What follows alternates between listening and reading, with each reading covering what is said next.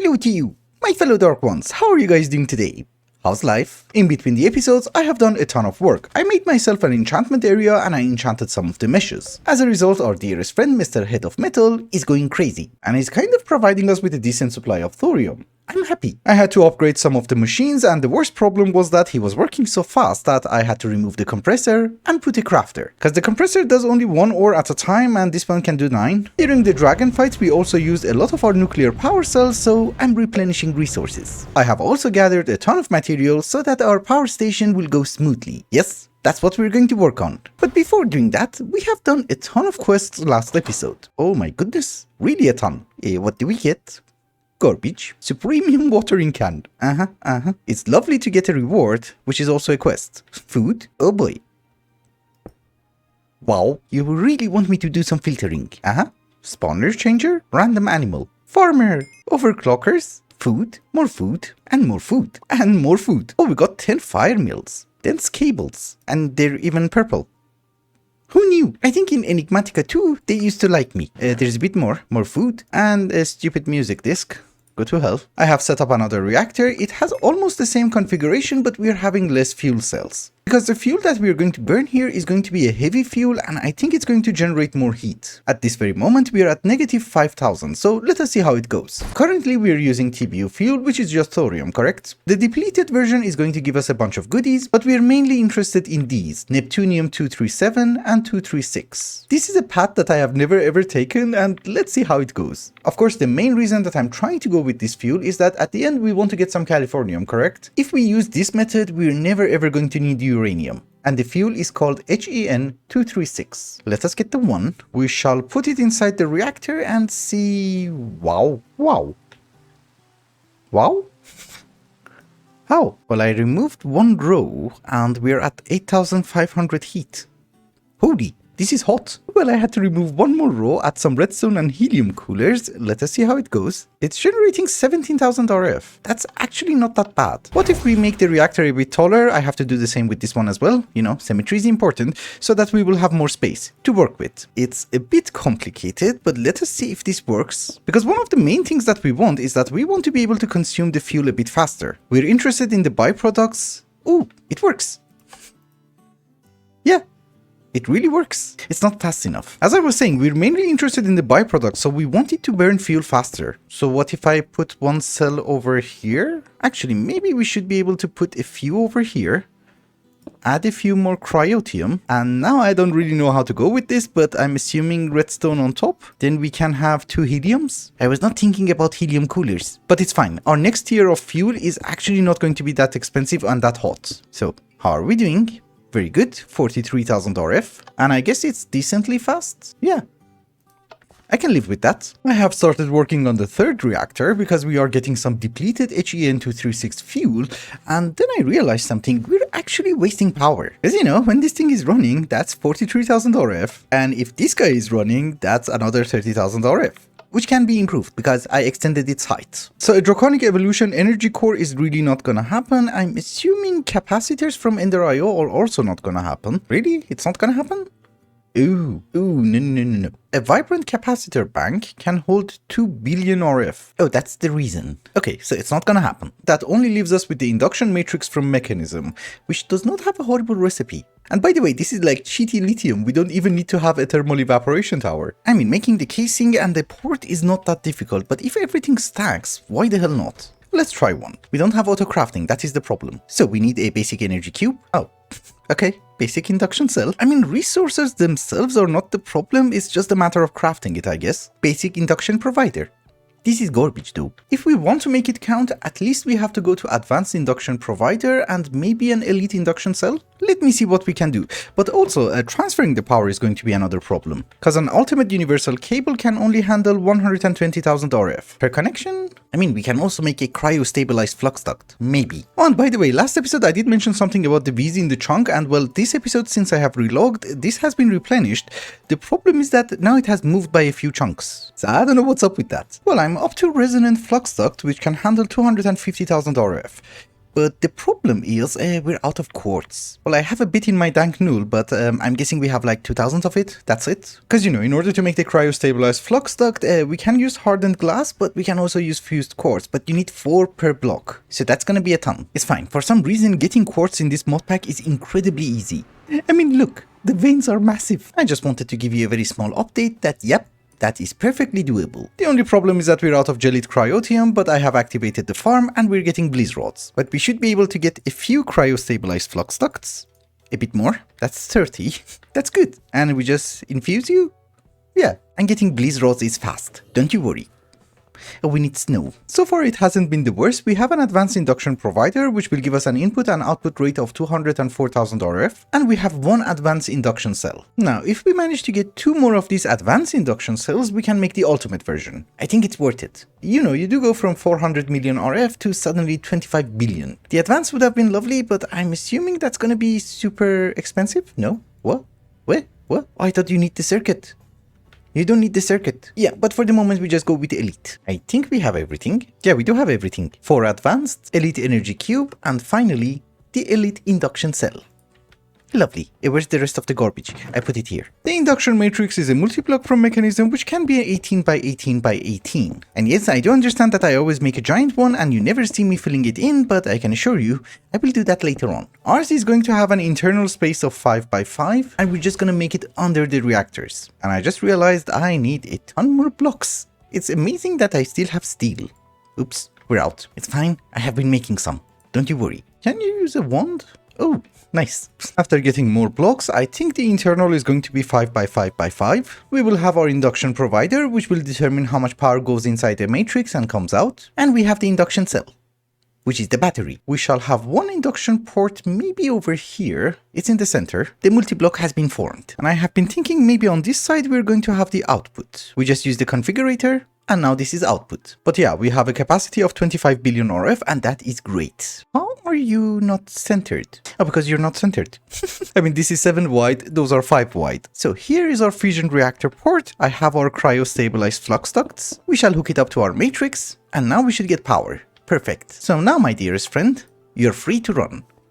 And you too. Actually, if we give a port to this reactor, this is going to be much more neat. And at this very moment, we are generating 73,000 RF. I have moved the induction matrix by a few blocks because this reactor that you see over here, which is under construction, this is going to be the central reactor. Because in total, we need to have 5 of them and well, that's going to be the center. But I have also been thinking that maybe we should start processing the fuels over here. So here's what we're going to do. We're going to go to the induction matrix. This is the output port. I think what we should be able to do is to have a cryo-stabilized flux duct and then have an energy crystal on top. That is just in case we need power somewhere over there and, you know, we need to extend the cable. So at the start, we're going to need an isotope separator, a crafter. Thorium goes inside the isotope separator. We get 232. We want that to go inside the crafter. We shall have a stupid recipe. Voila. And that goes inside the reactor, I guess. If we put it on insert, obviously.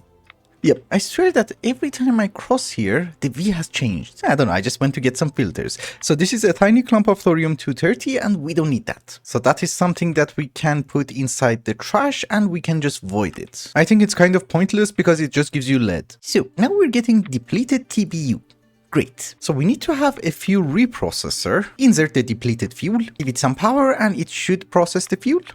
If it has some.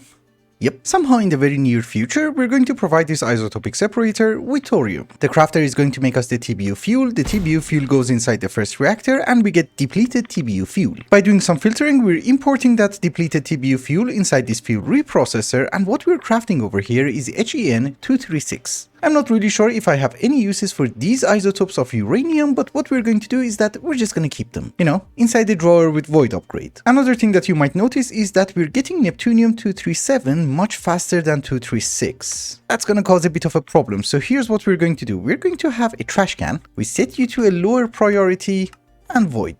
You know, so that things don't get clogged up. So this takes care of these 2 reactors. Now we come to the third one. Also, I guess we should take some of the fuel to our old reactor. We're not producing anything over here. I have to fill it in manually. Yeah. Over here, we're going to have another fuel processor, and we want to take the depleted HEN, just to make sure that we're not going to mess things up. We're also going to have a filter for it. We put it inside another fuel reprocessor, and we give it some power like so. And ladies and gentlemen, plutonium-239 and 242. I think those are the ones that we need in order to make LEP239. I have set up the fuel processing for the third reactor, which is the plutonium fuel. And well, our goal is to make LEP239. And as a byproduct, we're also getting uranium and plutonium-238, which I'm keeping in a drawer. However, the LEP239, which we are going to burn in the third reactor, has a nice property. So basically, it's going to give us curium, which is going to be the next stage of fuels, but it's also going to give us back some of the plutonium that we need in order to craft it, which is kind of good. And it's also one of those low temperature fuels, so we can make the reactor go faster. I wasn't really sure, so I didn't really fill it in. Because let us face it, this is nuclear craft. You waste more power in making power. Oh.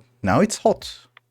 Interesting. So what if we switch the checkerboard pattern so that the reactor cells are not going to touch each other? You know, something like this. That makes a huge difference. We have 5,000 extra heat to waste, so what if we add some graphite here and here? That is a moderator block and it should increase the reactivity, not by much. We add more cells, more graphite, and you're still good. Okay.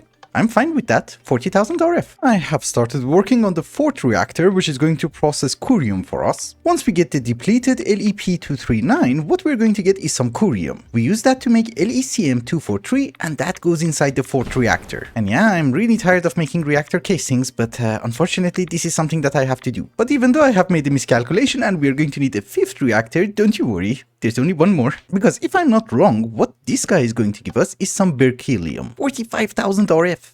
Holy. We shall not waste the power. Go into the system, please. I need so much more resources. We need another whole reactor, and I also need to expand the first one. I already expanded it a bit, and it's now generating us 56,000 RF per tick, but we need to burn thorium faster. Way faster. Because you see, most of the time only the first one is working. The rest of them are kind of garbage. Depleted LECM243. That gives us berkelium and a teeny tiny bit of Californium. Oh, and wait a minute. Some curium-246. We can recycle that too? Actually, maybe it's going to be useful because we're missing this one. Yeah, that's good. Here I'm using ender chest. I have to use more. I have went up ahead and made the final reactor. Hopefully, with this, we're done. This one is going to be incredibly slow and it's actually very complicated because this is called HEB248, correct? This is the stupid thing which is going to give us Californium-250. The problem with this dude is that it's incredibly hot, so we don't have that many cells, we just have a lot of coolers. Just in case you're wondering. But if we flick the lever, wait a minute, with 8 cells we're getting 26,000 RF? Holy, well there's really not much of a point in making it more efficient because we have a chain of reactors and we're processing depleted fuel. So, for example, this guy is not running, so that guy is never ever going to run. At least in the next half an hour, so who cares? But let us connect it to our induction matrix, we don't want to waste fuel. Oh, we're maxed out. Do you remember... Why am I wearing this? Oh, sorry. I was making a thumbnail for the previous video.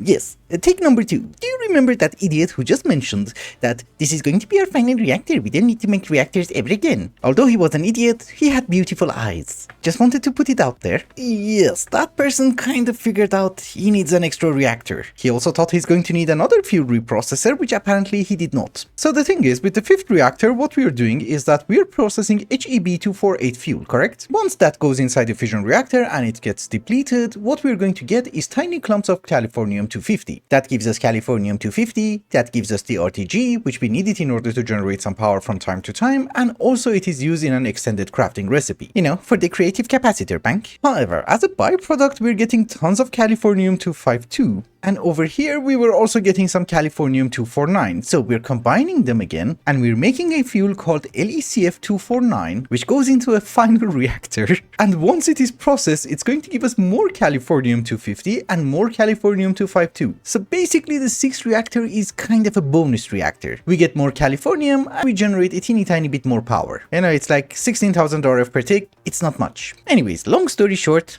this is Californium-250. We have 10 of them. But I am extremely tired of making reactor casings and I don't really want to look at that recipe ever again, but there is something that I have to do. So if it is not symmetrical, I'm very sorry, I can't really do anything about it this episode. I want the TBU fuel to be processed faster, and for that I need to extend this reactor. We have 69 reactor casings left. Maybe we should get a bit of graphite. Oh, we had it. Okay. And what we're going to do is that we're going to make this one taller, just a bit. If we have a row of graphite blocks in the center instead of the coolers, that is going to increase the reactivity, so it should generate more power. Oh, it's hot. too hot. So what if we mix and match? You know, one cooler, one graphite, one cooler, one graphite, and one more cooler. Heat 2. Jerk. But how much power is it going to generate? 60,000. Not a huge improvement. So we just go with cryotium coolers in the center. Oh, this is one of the reasons I don't have coolers here. This was actually the most garbage reactor I ever made. Maybe we should do it again. So I have readjusted the reactor and now it is generating us 77,000 RF per tick. It's not that bad. I don't think I'm going to go crazier than that because, you know, every time I increase the reactor's height, I have to do it for the other ones as well. But I also noticed that graphite blocks as a moderator are also garbage because when you have a reactor which is completely full like this one, it doesn't have that much of an effect. They're useful if your reactor is like half empty, like these ones. Anyways, we have Californium. I don't care anymore. Well, it is very true that I mainly did this system over here with the reactors in order to get Californium, in order to make RTGs, and also for the end game, and also for the fact that I don't have to ever do it again. But there is one more tiny detail from nuclear craft. Do you remember this? Calcium sulfate. We need calcium sulfate in order to make crystal binder, in order to make elite plating, and that is going to unlock advanced rocketry for us. Somewhere, hopefully, yes. Also draconic cores apparently. In order to get calcium sulfate, if you guys remember, we're going to need tons of rock crushers. You see, we need crushed fluorite, which comes from, I think, andesite? No, diorite. That requires a ton of machines. Machines require a ton of power. I have ordered some extra frames. I didn't want to make 64. How long did I spend on the reactors? Anyways, the gist of it is, now we can get back to our own business. We are going to need 3 igneous extruders, which has a horrifyingly cheap recipe. I could have done this earlier. Are these a quest? Thank you. So if we give you water and lava, we can select between basalt, cobblestone, well, probably not obsidian because it consumes the lava, but yeah, diorite, granite, and andesite. Very cool. And now that I have placed it down, it doesn't stack. Well, we place all of them down. Now they should stack. Yes. We already have a rock crusher, so we need to make 2 more of them. We have 3 igneous extruders. One of them is for andesite, diorite, and granite. And yes, 1 upgrade kit. Don't think they're going to consume any lava, so each one of them can get the rock crusher on top. We just configure them to export to the top and input from the bottom. So we give each and every one of them a bucket of lava and obviously a bucket of water. I'm not really sure. Do you also consume the water? Oh, you need power. I don't want to waste our draconic evolution energy crystals, so what we're going to do is that we're going to use actual cables. Yeah, we have resonant flux ducts. Why the hell not? It's going to be a very long cable. Do you consume the water? You jerk, jerk, and more jerks. It's fine, we do have an ever full urn, that should work. If not, I'm just gonna use conduits, don't you worry. Are you gonna fill them in? One day? It takes time for it to recognize the blocks, that's it. I think it's being stupid. It's fine, we can have a few infinite water sources, they're cheap. Well, the urn is not filling up the machines, which is perfectly fine. I just wanted to use conduits, and apparently you cannot connect the conduit to a flux duct. We're gonna use a basic energy cell, and we want the top to be output. Yeah. Something like this should work. I also made myself a compact infinite water source because, you know, it produces more water. And yeah, we're doing fine. Although every extraction point can handle 200 millibuckets, what if we have 3 of them? You filled in the conduit, you stupid idiot. But yeah, this should be a bit faster. This consumes 8,000 RF per tick. What the hell? For just 1 rock crusher without any upgrades. Okay, we go with flux ducts. We are producing the stones incredibly fast. The problem is that the rock crushers are incredibly slow. Currently, without any upgrades, they are consuming 24,000 RF collectively, but let us see how they are going to perform with an upgrade. 32,000 RF per tick. Somebody's crazy. And I swear it's not me. That's 100,000 RF. Yeah.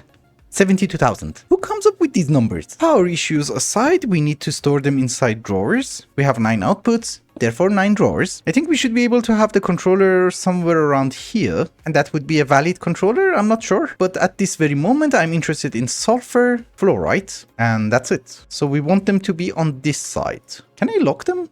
Yes. Okay, so I have done a teeny tiny bit of a progress, and let me try to explain to you how it works. Of course, the main goal was to get some sulfuric acid. My favorite type of acid. Actually, for some reason, I prefer the color of the hydrofluoric acid, but you know, you don't get to choose. Anyways, we're taking the sulfur, we're melting it so that we get molten sulfur. I have no idea how it works, so don't ask. But we're extracting water, we're electrolyzing it so that we get hydrogen. We infuse the molten sulfur with oxygen, and we get sulfur dioxide. We infuse it again to get sulfur trioxide, and we infuse it with water to get sulfuric acid, which goes inside this dynamic tank from Mechanism. We are doing all of this because if we take sulfuric acid and mix it with fluorite water, what we're going to get is calcium sulfate solution. Gives you calcium sulfate for the crystal binder. Of course, I just noticed hydrofluoric acid is a byproduct of sulfuric acid and fluorite water. I get to have another tank. full of acid. And no, that was not creepy at all. So we have the sulfuric acid. The rest of this should be easy peasy. What we need to do is to have a fluid enricher.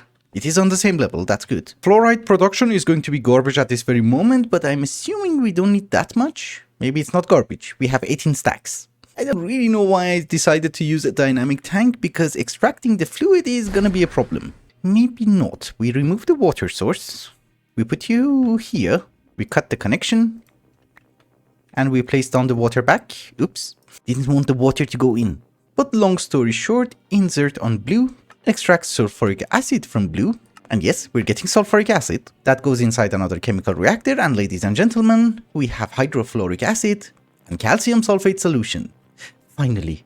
What do we do with it? Oh, crystallizer. That's it. We have a crystallizer which is generating us calcium sulfate. We already have 20 of them, which is great. And we also have a tank for hydrofluoric acid. I think we are going to be done with nuclear craft for a very long time. I'm hoping. But let us get our elite plating at least. So you need garbage plating. Then you get advanced DU plating. And with a teeny tiny bit of obsidian dust, ladies and gentlemen, the crystal binder. Come on. Give me the quest. No? Okay. Let us hope at least this one is a quest. The elite plating? Lovely. Aha, so the reason that we needed elite plating was to get some machine structure from advanced rocketry. Why? That is a very good question. We need to make a few machines from advanced rocketry so that we would be able to make processors from applied energistics and start getting into auto-crafting. Inscribers work, but this is gonna be way faster, I hope. It seems it's going to be instant. Anyways, with that, ladies and gentlemen, I think it's also a good time to wrap up the episode. Thank you so much for watching, and I hope you enjoyed it. Till the next one, bye bye.